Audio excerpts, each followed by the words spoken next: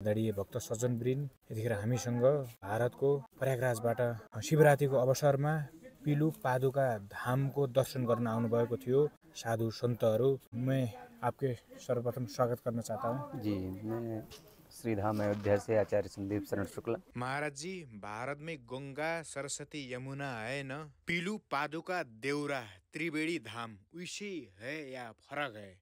आप कैसे व्याख्या करना चाहते हैं? पादुका धाम जो ये है, जो आपका संगम त्रिवेणी हमारे यहाँ प्रयागराज में लगता है, वैसे ही यहाँ मानसरोवर से निकली हुई जो धारा है और कर्णाली नदी की जो धारा है, माँ कर्णाली की जो धारा है और बूढ़ी नंदा की जो धारा है, वो तीनों जब एकत्रित होती हैं त्रिवेणी संगम का निर्माण होता है जी।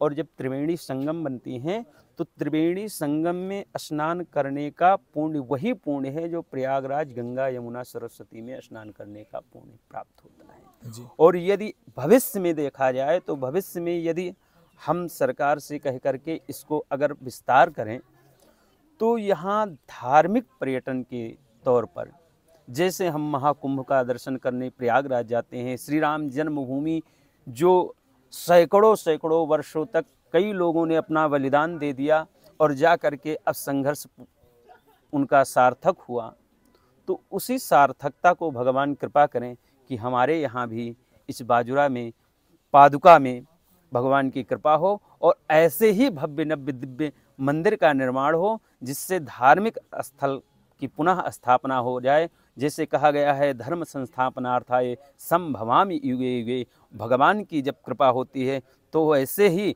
हम लोगों की मानसिकता बनती है और हम लोग ऐसे धर्म की स्थापना के लिए जुड़ जाते हैं जी। कैलाश पर्वत पर जाने के लिए इस समय आप हमारे यहाँ जो इस समय की स्थिति है, बहुत कठिनाइयों का रास्ता है। हमने सुना आपके मेयर साहब ने कहा कि पिछले वर्ष भादों और सावन के महीने में 3.5 लाख लोगों ने, भारतीय लोगों ने दर्शन किया। तो हम चाहते हैं 3.5 से 3.5 करोड़ हो जी। और ये 3.5 करोड़ तभी होगा जब यहाँ की जो आवागमन का रास्ता है वो सुगम होगा जी। और वो सुगम होगा तो ये सबसे विश्व में सबसे नंबर 1 धार्मिक स्थल बन जाएगा। हामी बाजुरा जिल्ला बुढीनन्दा नगरपालिकाको कुल्टी एयरपोर्टमा छौँ। हामीसँग हुनुहुन्छ स्वामी कार्तिक खापर गाउँपालिकाको अध्यक्ष भरत टोकायाज्यू। उहाँले चाहिँ यहाँको धार्मिक स्थलहरू, पर्यटकीय स्थलहरूलाई अझै अभिवृद्धि गर्नको लागि भारतबाट सन्त महापुरुषहरू र नेपालका पनि धेरै प्राज्ञिक व्यक्तित्वहरू शिवरात्रिको अवसरमा उहाँले बोलाउनु भएको थियो। उहाँको यो विषयमा चाहिँ उहाँसँग सोध्नेछौँ। अध्यक्षज्यू, हजुरले कहाँबाट कसरी बोलाउनु भएको थियो र के थियो हजुरको उद्देश्य चाहिँ? उद्देश्य सबैलाई नमस्ते। अब यो आज हामी यो अहिले यो पालि 9वटा नै ग्रह एकै ठाउँमा आइपुगेको हुनाले महाकुम्भ 140 वर्षपछि महाकुम्भ भयो। हामी महाकुम्भ पनि गयौँ। त्यहाँ झन्डै 65 करोड हिन्दू भक्तजनहरूले पूजाआजा गरेको सुन्यौँ। त्यो कहाँ यो कर्णालीकै किनारमा जो सरयू नदीको गङ्गामा मिसिसकेपछि किनारमा हुँदो रहेछ, त्यो हामीलाई त्यो महत्त्व थाहा भयो, कर्णालीको महत्त्व थाहा भयो।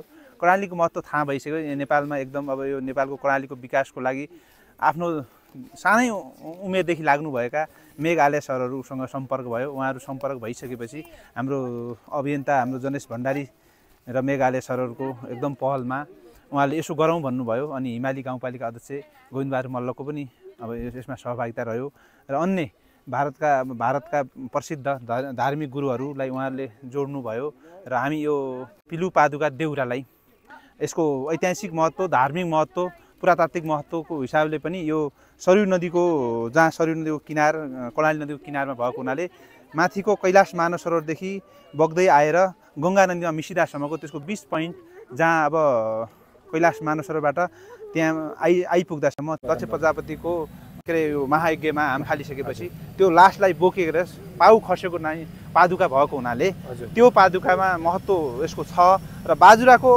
यो धार्मिक महत्त्व दर्शाउन त्यो पादुका केन्द्रबाट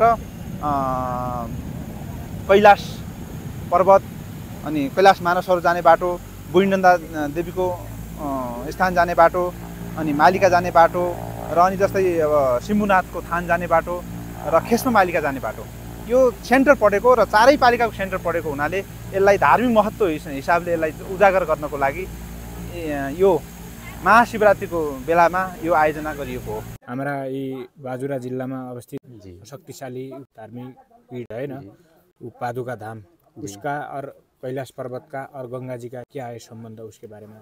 देखिए, मैं आपको ये बताना चाहूँगा कि भगवान की असीम कृपा से ये जो कैलाश मानसरोवर है, कैलाश मानसरोवर से निकली हुई जो सिंधु नदी यानी कर्णाली नदी, जो माँ कर्णाली का स्वरूप है, ये कर्णाली सीधा यहाँ से जा कर के आपके कैलाश पर्वत से, मानसरोवर से होते हुए और सीधा अयोध्या प्रवेश करती हैं। बीच में इनको कर्णाली यहाँ माना गया, आपके यहाँ क्षेत्र में, और हमारे यहाँ अयोध्या में सरजू। बीच में जो स्थान है उनको घाघरा का स्थान दिया जी। लेकिन ये स्थान ना करके हम सीधा सरयू का स्थान, सरयू का महत्व ये है कि एक निमिष सरयू बसें न तुलसीदास। समस्त पुण्यों को करने से जन्म जन्मांतर कल्प कल्पांतर अश्वमेध यज्ञ आदि पुण्य जो होता है उसको अर्जित करने के बाद में जो पुण्य प्राप्त होता है, और ये जो 144 वर्ष के बाद में जो महाकुंभ लगा है, उस महाकुंभ का स्नान करने पर जो पुण्य होता है वो सरयू जी के मात्र दर्शन से ही प्राप्त हो जाता है। और ये कर्णाली नदी सरयू जी का स्वरूप है, ठीक है। तो सरयू जी का जो स्वरूप कर्णाली नदी है, कर्णाली नदी के अगर हम दर्शन करते हैं, दरस परस मज्जन अरूपाना हर कोटि गोघात समाना। दर्शन करने मात्र से ही भगवान की कृपा प्राप्त हो जाती है। दरस परस, स्पर्श करना चाहिए। मज्जन, मज्जन मतलब आचमन करना चाहिए। पान मतलब जल को ग्रहण करना चाहिए। इसको करने से माँ सरयू की कृपा प्राप्त होती है और सरयू की कृपा से हमारे समस्त पाप नष्ट हो जाते हैं। जैसा मैं आपको एक उदाहरण देना चाहूँगा। उदाहरण ये है कि जैसे सरयू की जो कर्णाली मैया आपके यहाँ हैं और हमारे यहाँ अयोध्या में सरयू हैं, ऐसे ही सरयू का महत्व ये है कि एक बार जब इस कलयुग का आगमन हुआ जी। तो कभी कहीं ये पता नहीं था कि भगवान राम का स्थान कहाँ है। जी। सरयू के मतलब सरयू के प्रतीक से ये जाना जाता था कि भगवान राम का स्थान, जन्मभूमि यहाँ है, अयोध्या है। और नागेश्वर नाथ भगवान, जैसे यहाँ कैलाश मानसरोवर है, भगवान शिव विराजमान है, वैसे वहाँ सरयू के समीप नागेश्वर नाथ भगवान को दो ही प्रतीक माना जाता था जो अयोध्या का प्रतीक था। किंतु जब प्रयागराज में सब लोग स्नान करके, महाकुंभ में स्नान करके जब चले जाते थे और प्रयागराज के ऊपर जब पाप का घड़ा बैठता था, उनका शरीर काला पड़ जाता था जी। वो नदियों के समेत आते थे एक अश्व पर सवार होकर के। और जब श्री राम जन्मोत्सव का समय आता था, चैत्र नाम नवमी का, तो उस दिन वो आकर के सरयू में सीधे घोड़े के समेत प्रवेश करते थे और काले स्वरूप में प्रवेश करते थे। निकलते समय वो श्वेत हो जाते थे।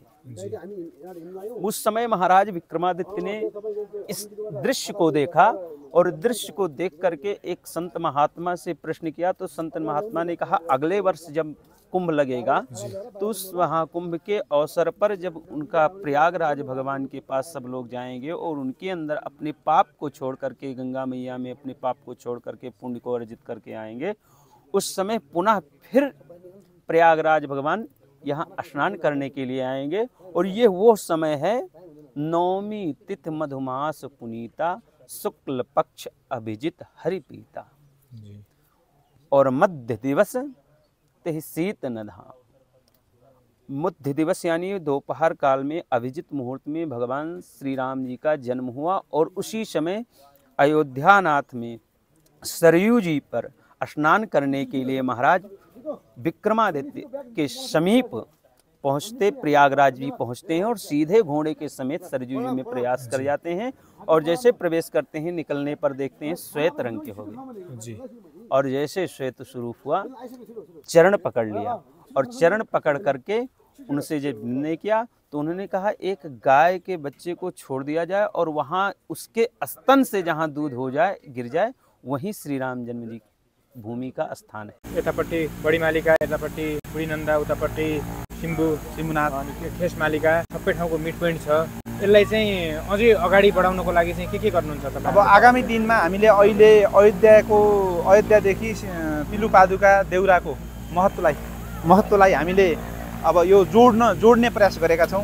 आगामी दिनमा हामीले त्यहाँ अब राम मन्दिर, शिव मन्दिर र कार्तिकेयको मन्दिर बनाएर अब त्यो अयोध्याको टोली नै सधैँभरि आउने, अब महाशिवरात्रिको बेला र रामनवमीको बेला आउने र पूजापाठ गर्ने र यसको महत्त्वलाई बढाउने र त्यहाँ त्रिकोणीय एउटा धार्मिक पुलको निर्माण गर्ने, तिनैतिर मन्दिरहरू बनाउने र यसको गङ्गादेखि कैलाश मानसर जाने धार्मिक तीर्थयात्रीको बाटोलाई पहिचान गरेर अगाडि बढाउने भन्ने हाम्रो सुरुवात गरेका हौँ र आगामी दिनमा यो कन्टिन्यू हुनेछ। उहाँ गुरुहरू आउनुभएको थियो, उहाँहरूले चाहिँ के भन्नुभयो यो विषय? उहाँहरूले भनेको कुरा एउटा मात्रै म भन्छु। उहाँहरूले जस्तै गङ्गामा 100 चोटि डुबुल्की मारेको, सरयुमा गएर एकचोटि मात्रै पानी छर्केको र जल स्नान नगरेर हेरेको मात्रै पनि 100 चोटि गङ्गामा नुहाउँदा पनि सरयुको त्यति महत्त्व छ। त्यसै कर्णाली नदीको त्यति महत्त्व छ। तपाईँले यो बग्दै गरेको कर्णाली नदी कसरी कैलाश मानसरोवरले गङ्गालाई जोड्नुहुन्छ, त्यो जोड्ने पिलुपादुका देउरा बनोस् भन्ने शुभकामना व्यक्त गरेर जानुभएको छ र त्यसको महत्त्व दर्शाएर जानुभएको छ। हस्, धन्यवाद। धन्यवाद।